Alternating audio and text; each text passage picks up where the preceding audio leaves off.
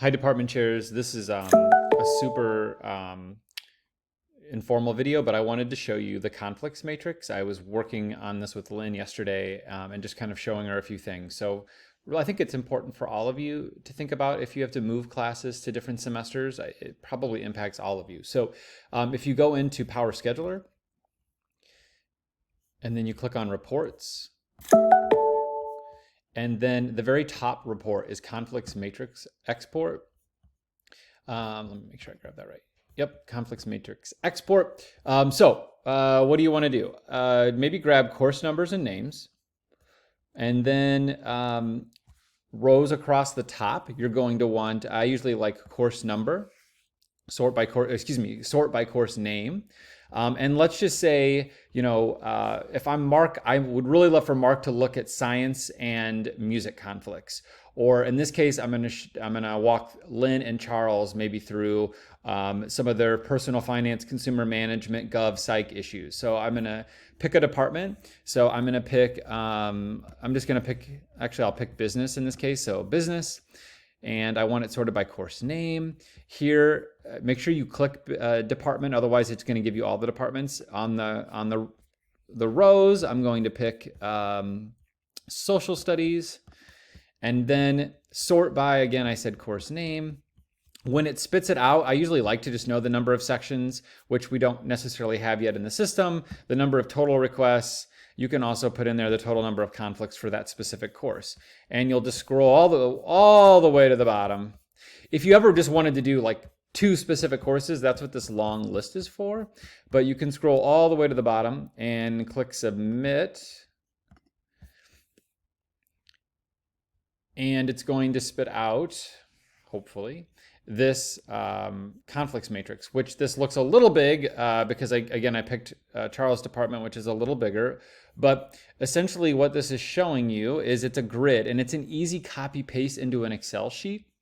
But if I come right here, so if I look in AP Gov, which is my class over here to the left, in AP Gov and in personal finance, there are 34 conflicts. In Gov first semester, which again, we moved all of our Govs just to 1 semester. So in government, there are 83 kids that also took personal finance. So one of the things I was talking to Lynn about as she was considering going 2-4 with personal finance to first semester for second semester is, hey, you might want to know what Charlie's doing with government, because if he goes 2-4 with government, Jen's got a conundrum on her hands. If he goes 4-2 with government, that might work out swimmingly.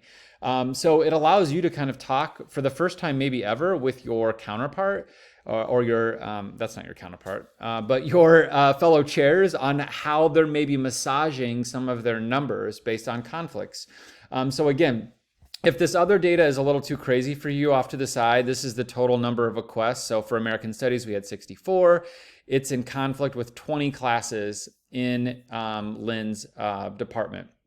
In her business department. If that's too much, you can just go back into here, and maybe you're just going to say, I don't need the total number of requests. I don't need the total number of conflicts or the number of sections. Just, and just run the basic course conflicts matrix with another department. You can do that.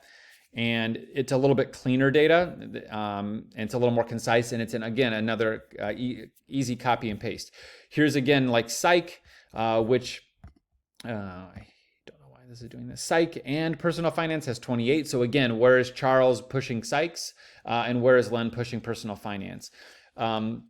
So again, as we've moved all of your course requests to first semester, so long as there wasn't some underlying reason that there would be someone listed second, this kind of allows you to kind of peruse. Again, Tara's thinking about balancing her senior electives, and where might her conflicts just be within her own department. So if I'm Tara, I might literally run this with English department versus English department, which you can do that. You can run a conflicts matrix against your own departments or within your departments. Again, if I'm Mark, I really want you to run this with music.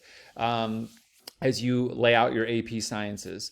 So I think it really affects all of you. Kelly and Kyle, as you think about some of your hand-scheduled classes and want to just see how all of the other classes or some of the 2 or 3 classes that you always know that they're taking might conflict with other courses, this can be a really essential tool. Jen and I use this as we go along and make final decisions in the master schedule. But from the onset, as you're thinking about your humans and the actual classes, I think this is something that could be really valuable. Again, dump it into a spreadsheet. You can sort it, you can maneuver it, you can change the order in which case you want these to come out. So in case, if you don't want it by course name, you could prioritize it by the number of conflicts. We can see quickly how that spits out. But I think this could be something as you submit and finalize kind of your assignments and are thinking through everything that could be helpful. So as you can see, it threw the big ones over here to the left. So in fact, that might be a better way to look at this, is not by course name, but in fact by actual conflicts. So these bigger numbers moved right away up here to the upper left, so that Charles and Lynn can see where most of their conflicts are arising. You see here, Lynn is as a class that's only going to run probably 2 sections, entrepreneurship.